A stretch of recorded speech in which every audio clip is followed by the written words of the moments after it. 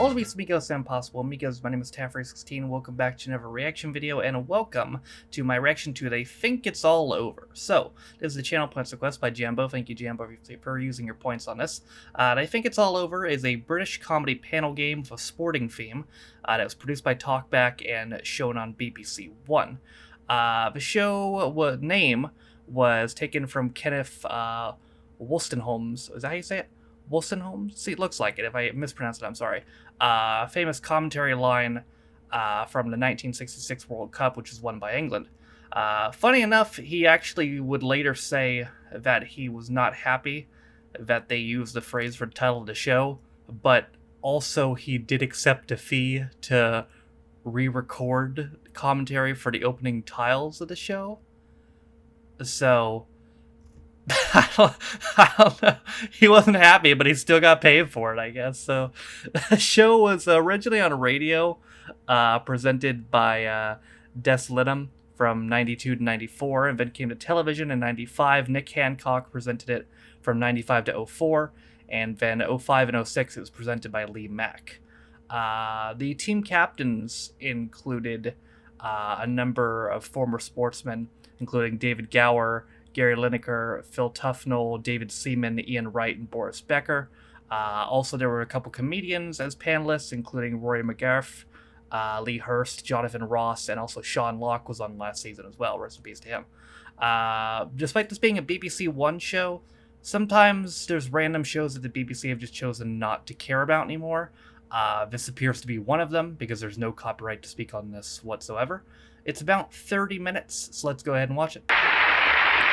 This episode's from roughly, I think, 96. Hello and welcome to They Think It's All Over. Now, it's been brought to our attention that in previous shows, our two team captains have come in for some, frankly, unjustified stick. So this week, it's Be Nice to David and Gary week. Got it. Captaining one side, the second highest run scorer in English Test history, David Gower, and accompanying him, a mouthy, bald bloke who retired from Victoria Park Junior High Jump team after he missed the mat completely and landed on his head. Lee Hurst. Leading the other side, England's finest striker of all time. Never been booked and scored 48 fabulous goals for his country, Gary Lineker. And with Gary, a beardy Neanderthal Arsenal supporter who gave up running marathons after his wide load sign fell off. Rory McGrath.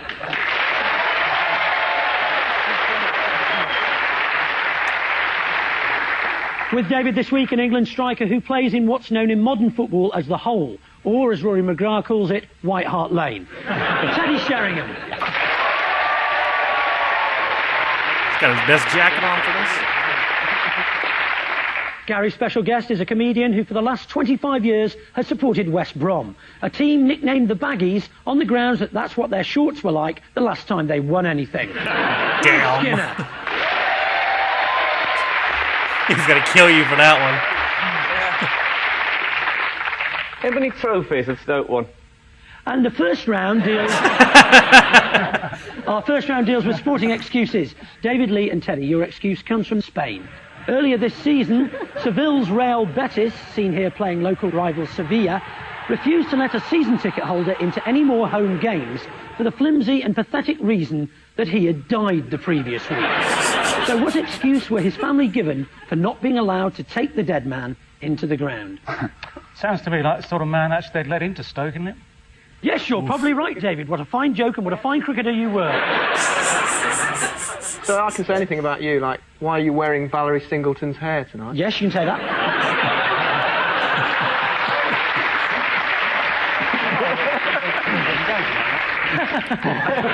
So you can keep it up the whole show. Pleasure to meet you, mate. Yes. Nice to meet you, English striker. Because Gary used to do that, you know. Yeah. How's your toes, mate? All right. I think, you know, toes very important as a striker. I mean, Douglas Bader loses legs, still flies in the Battle of Britain. Hey, oh, splintering my toe. Yeah, he's a dead good bloke, though. So, as I was saying, there's this bloke, right? He's dead. They won't let him into the ground. What was the club's excuse for not You've got a letting him? dead fan. Probably that he's dead. Because like, he spoils the atmosphere. Because every time the Mexican wave gets through him, it just stops.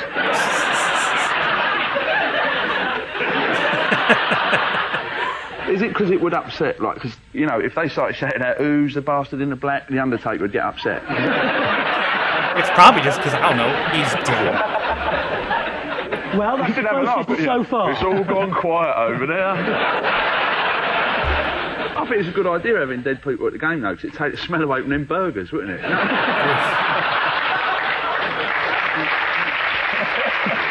It must be something peculiarly Spanish, because it doesn't happen in England, because Graham Kelly goes to every FA Cup final, doesn't he?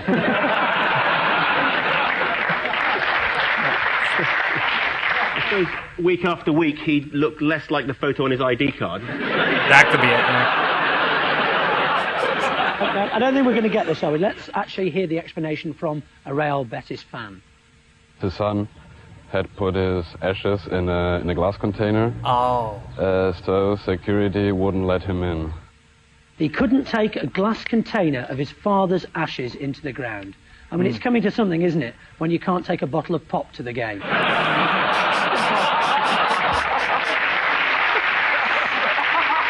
should have put him in a box.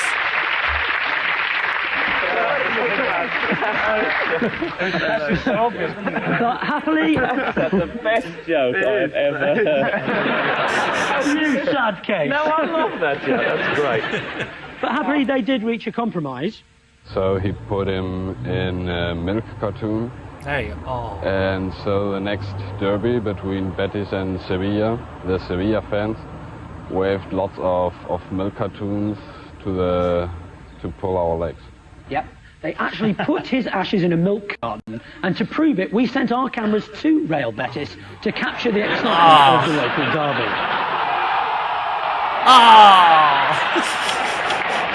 So, Gary, Rory and Frank, you can't just put him in a box. Excuse for you. Yours comes from Airdrie. Put and my their dad in the sometime box. goalkeeper Alan Davidson. Here he is in Sorry, fine too real. form for his previous club, Ards. Davidson's excuse for missing a key game was that he had a long-running addiction problem. And the question is, what did he say he was addicted to? Was it drugs, drink and gambling, and he was away having a trial for Arsenal? Could be.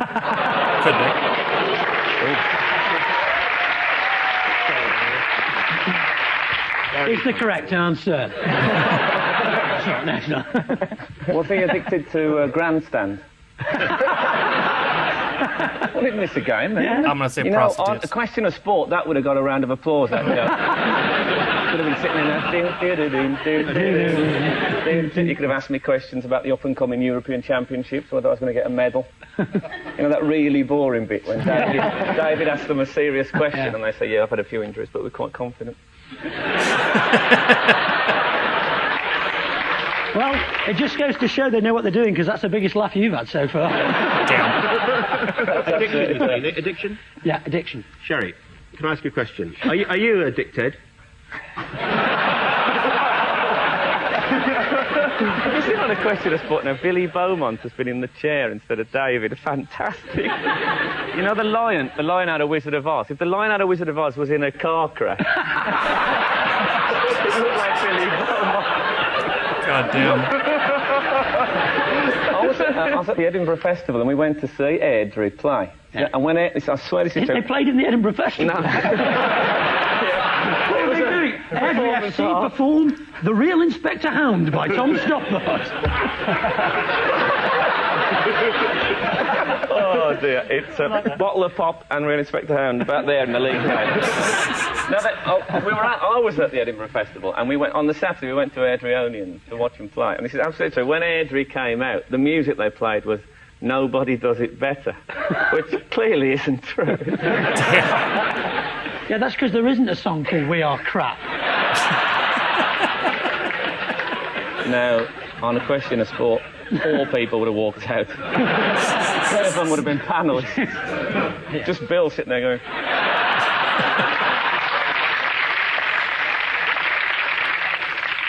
Now, let's let Alan himself explain. I was addicted to pickled onions. Chip shop variety. What? And one night I was at a party and overdosed on the pickled onions. Of course, one advantage of being addicted to pickled onions is that you get the penalty area to yourself. Well, Well, brilliantly, after that 45-minute round, the scores are David's team 0 and Gary's team 0. Yay!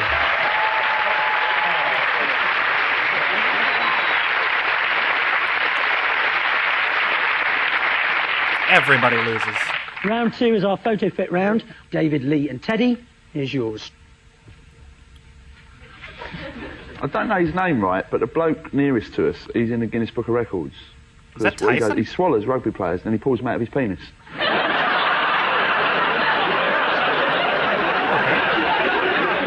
think that's definitely Mike Tyson. Yeah. Well, I'll give you one for Mike Tyson, definitely. Frank Bruno, incidentally, this week has said it's still his ambition to go 15 rounds with Mike Tyson. Another 8 fights should do it. Yeah. That didn't work out well for I Frank. went to Las Vegas to watch the fight. Did you really? I did, yeah. I got mixed up. I thought it was Tyson fighting Bruno Brooks. Which obviously I would have paid millions. It's Rob Andrew. Yes, Rob Andrews correct. He's known both as a gentleman and a rugby player. He always makes an effort to light a lady's farts for her. We're a bit lost on it, really. I think the only one's Mark McGee we can think of. No. Jockey Wilson. Jockey with the face you think is Jockey Wilson. Well, Not let's really. split them up and have a look. So it's Mike Tyson, Rob Andrew and Mike Atherton. And of course, you know what they say, when Atherton fails, the England team fails. And when Atherton succeeds, the England team fails. So, Gary, Rory and Frank, unpick this one. You don't get anything, incidentally, for Frank Boff. He's easy, apparently. So what we want is the hands, the hair and the face of the person carrying Frank Boff. You know, I probably wouldn't Very know rare anyway, but the photograph picture's of too a blurry woman for me to tennis make player it out. actually picking up a man.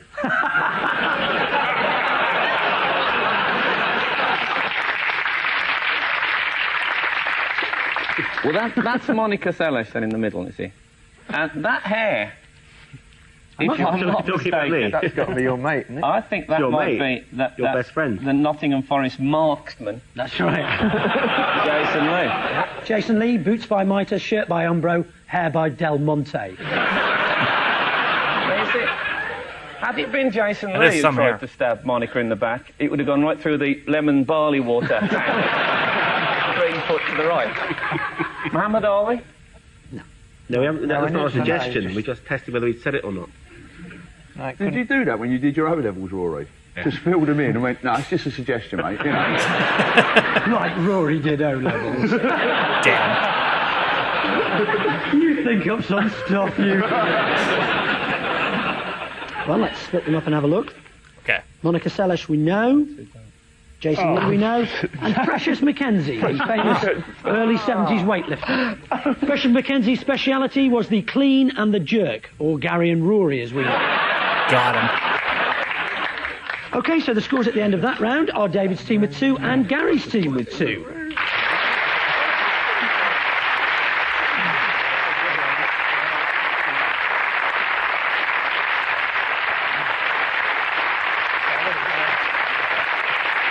Now, Gary's just told me that he actually knew it was Precious McKenzie and they poo-pooed him, so I'm going to give Gary a point for Precious McKenzie. Okay. I'm also going to give David a point for being such a nice chap. So that means the scores are still level, and it's half-time, and time to make the teams work for Nout, as we ask them to provide the voices for a couple of sporting clips. David, Lee and Teddy, your clip comes from 1949, and the underfed toffs of Eton take time off from the horrors of rationing to play the famous wall game. Hello and welcome to David Gower's School Days. And with me I have David Gower. I see. Now here we come from the Eton Ball game, and the rules are quite simple, so the inbreds who come to this school. And there they are. What are they doing there, Dave? Well, actually, they're just looking for the cannabis plant that normally grows up that wall. Hey, it's in there somewhere, man. And who's that chap on his hands and knees? Well, that proves it. That's seeing both of them. I'd know that bum anyway. Ah, yes. If there's a spliff to be found, he'll find it. What are they really doing here, David? Well, actually, What are this they is all really a doing here? diversion for Mr. Grundy. That's him there, the history teacher, because he used to take time off, go behind the wall There and he is. shag the matron. Ah, there's Mr. Grundy. Oh, there he is. Oh, there he is. Okay, lads, I've had my shag. Stop the game. Same time next year. There they are, knackered, just like Mr. Grundy. That's the first wig I ever had. Thank you.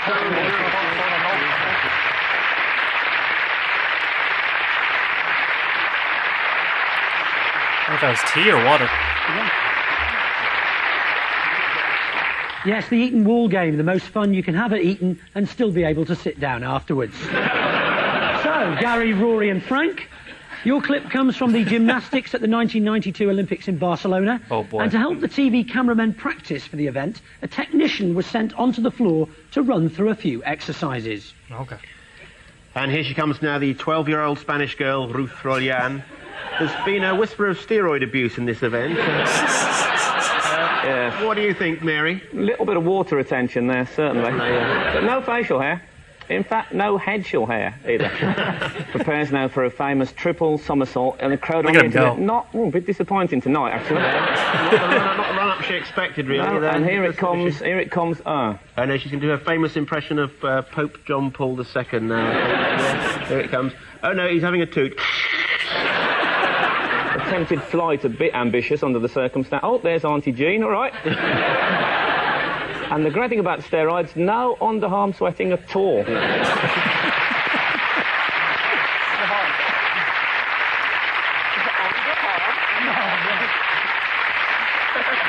how steroids work. That was from the Olympics in Barcelona. Gary Lineker, of course, spent 2 seasons at Barcelona, and he was very, very successful. Thank God Rory's here, the bearded fat ass. Right, round 3 now, and back to the game. Time for the teams to wield their electronic pencils. The 70s was a decade when many of us angered the fashion gods, and none more so than Mr. Kevin Keegan. This is Kevin Keegan, but we've electronically undressed him. What the teams have to do is draw in what they think he was wearing. David's team, it's your turn first. Remember, it's the 70s, so Rory's clothes might provide a clue.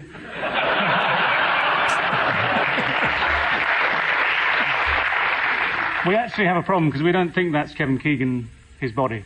He dresses to the right. This is basically what you've removed from the picture, right? Right, similar sort of thing there. Because he's actually at Liverpool, and they've nicked his clothes, and he's up on 2 bricks. That's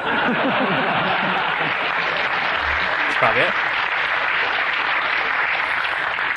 Either that or it's Wimbledon, and you have to draw the crowd in. I would say this one's for the Newcastle fans, really. If you can just see his halo up there. And if you look really closely, you can just see the sun shining out of his arse.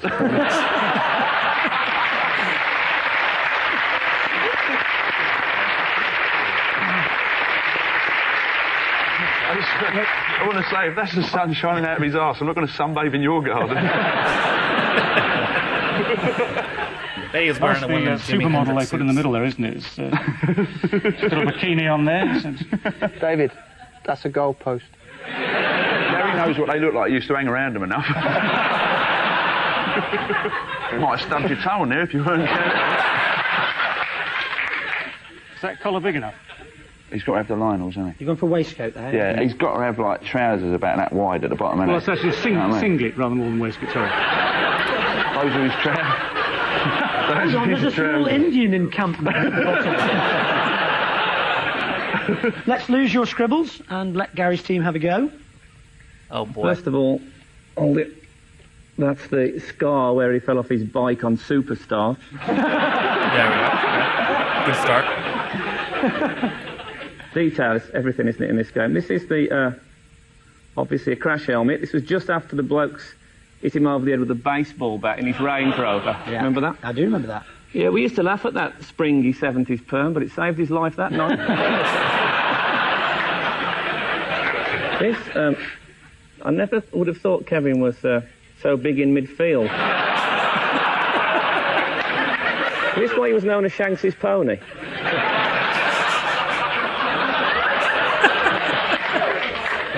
It was the 70s, so I presume he would have had his tank top on there like that. How'd you get some drugs? Give him some track marks. The lapels.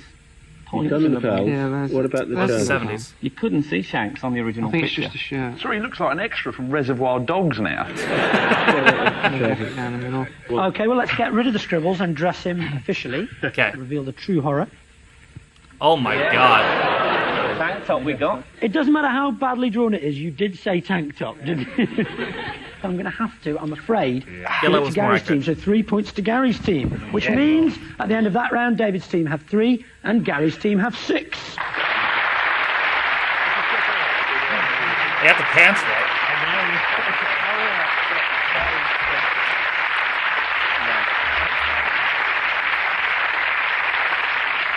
It's time now for the round in which the teams get to finger the famous, Field the Sportsman.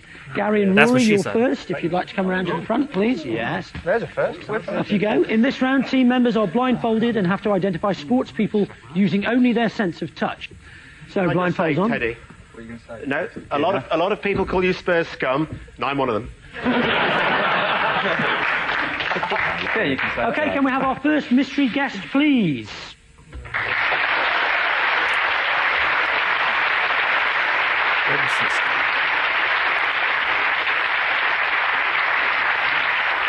He looks nervous as shit. And your 90 seconds start now. Fondle that man. Big chin. Jimmy Hill? Jimmy Hill? Jimmy Hill? No. Wearing a big person. Wearing a shroud. Oh, it is Jimmy Hill. I think. A racket. A regular racket. What have you got? He's wearing. I haven't got anything. Is it Linford Christie? Check if it's Linford Christie.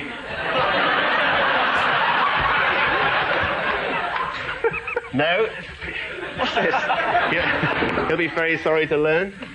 Nice hair. All right. Laugh again. Going on nicely holidays this year? Oh, it was nice. Big bloke. Have you tried the leg skate? Yeah, the hairy. So he's not a swimmer. Not You know that. unattractive, though.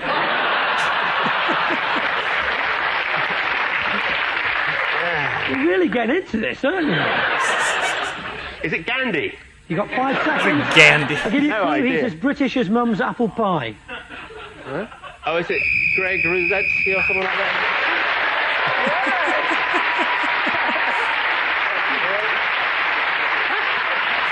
Got him.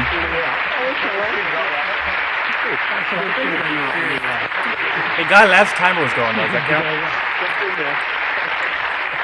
I'm going to give you 1 point because the sound of the whistle was still Okay. just about going. That's fair enough. Oh, that's That's very fair hard. enough. No. That's fair. David and Lee, if you get For Wimbledon. blindfolds on. Yeah, I didn't look at me. Okay, can we have our next mystery guest, please? Oh my lord. Oh my god, William Perry.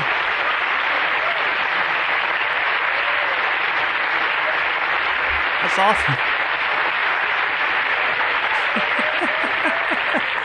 The day Lee Hurst died. Your 90 seconds start now.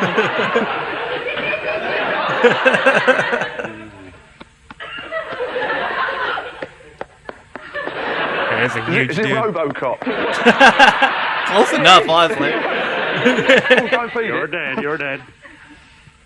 Is it a Pitbull Terrier? Is this Frank Bruno's grand? Come on, Lee.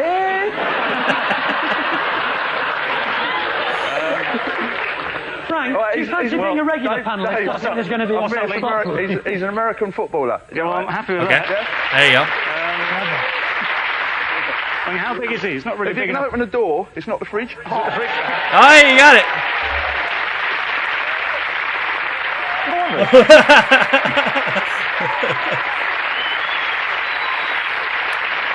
Even without the padding, he's a huge dude. American football, that's a good game, isn't it? So, Easy. You wait till he gone before you... you're right. Yeah, He'll be back. bring him back. The scores at the end of that round are David's team with 6 and Gary's team with 7.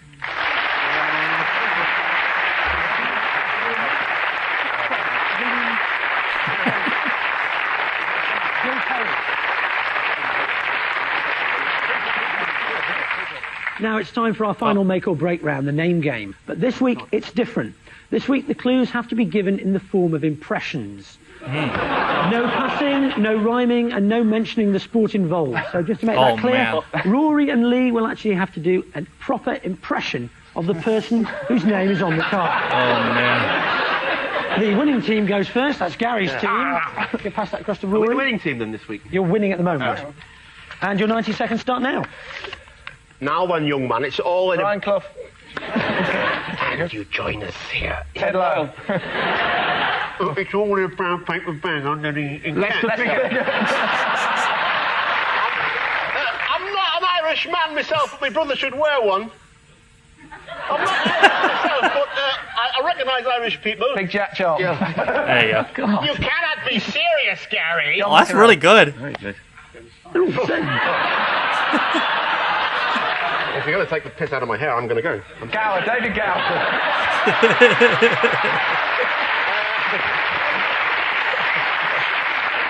Very good. Harvey Smith. Extraordinary game here. Extraordinary in the FA Cup. It really is Rory extraordinary. Bremner. David Coleman. John Mott. Yes. Peter Beardsley is the most attractive man I've dropped. There's nobody there. That is woeful defence. That's definitely a penalty. Definitely a He's penalty. really good at voices. Do I not like you, Gary Lineker? Fred Taylor. Here we are on Radio 2, and it's a knockout game here. Jimmy Young. Eddie Waring. Stuart Hall. No, that doesn't.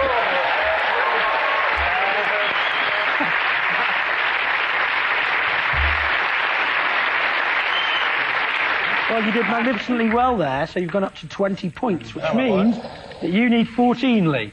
Yeah, right. 14. And your 90 seconds start now. And there goes Mansell. Murray Walker. Grant, why are you doing this to me? You know what I mean? Quite shortly, Liverpool won, Arsenal did... David Coleman. Correct. And there he goes again, the bloke I just mentioned. Murray Walker. No, the driver.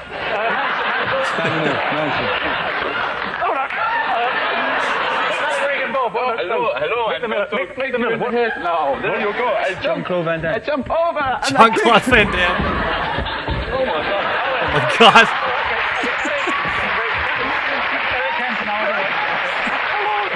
Can I just say that Teddy said Jean-Claude Van Damme? Yeah, I heard that. I'm the nicest man in the world, and I'm sitting over there next to the hairy one. I don't know the voice, but same. Jimmy Hill. Hill. Ow! To this one. Gather. He's on last week. Chris Agabusi. Emily Hughes. Not quite that. That's too small. No, I've got more. Lee Hurst. Emily swims. Duncan Goodhue. Jimmy Greaves. Oh, here's the tie.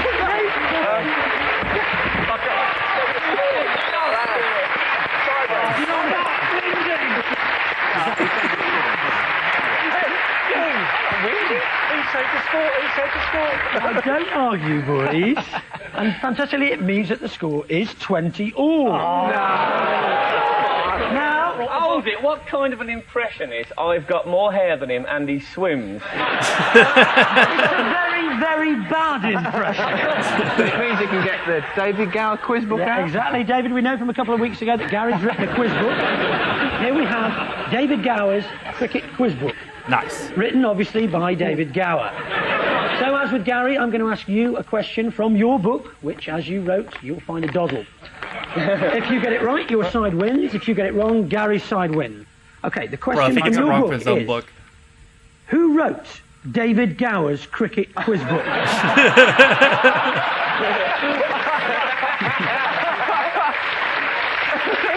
It's your choice. Tell the truth or lose the game. Isn't there... Go What? for the truth, mate. The truth is, I've no idea. Can we have a clue? Yeah, it wasn't David Gower. Was it anybody here? His name was Peter Allen. Ron Allen. Oh. Dave Allen.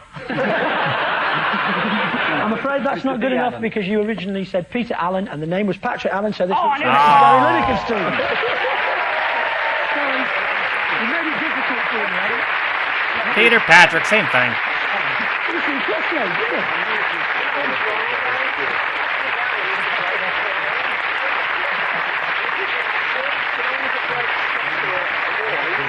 Our thanks then to David Gower, Lee Hurst and Teddy Sheringham, and Gary Lineker, Rory McGrath and Frank Skinner. We're all off to look in the Radio Times and see what slot they've dumped us in next week. Nice. My name's Nick Hancock. They think it's all over. It is now. It is now. Well, WoW was something that was difficult for me personally to get a lot of the references from. I still enjoyed that a lot. I think that was good fun. The impressions part was, both of them were fucking great impressionists. Like, the number of different accents that they pulled out, and I honestly wish I could do that many voices, to be honest. Like, I got shitty Mickey Mouse, and that's it. That's all I got. I wish I had more impressions. I used to be able to do George Bush. I don't think I can do George Bush anymore, but to be fair, everybody in the US used to be able to do George Bush. Fucking, he said Jean-Claude Van Damme when he was running all over the place. Close enough, honestly. Well, that is going to do it for my reaction to They Think It's All Over. Thank you again, Jambo, for using your points on this. I hope you enjoyed it as much as I did. That is going to do it for me today. Thank you guys for watching. If you liked the video, be sure to leave it a like. If you didn't like it, don't. If you want to follow any of my social media links, my Twitch, where I stream every single day, my second channel for recent reviews, my Twitter, if you want to follow me on my Patreon, if you want to support me on my daily motion, all those things are in the description down below. Thank you to all those currently recording 112 my Patreon, so you can support me on my channel. For those that don't know, you can be Patreoning me for as little as $1 or £1, and you get access to direction videos, as well as reading comments up to a day early, and you get name description as well. Also in the description is linked to the community Reddit, as well as Daily Studio, as well as Twitch Files channel. All that being said, though, my name is Taffy16. It's been my reaction to They Think It's All Over, and well, it is now. See you guys next time. Bye.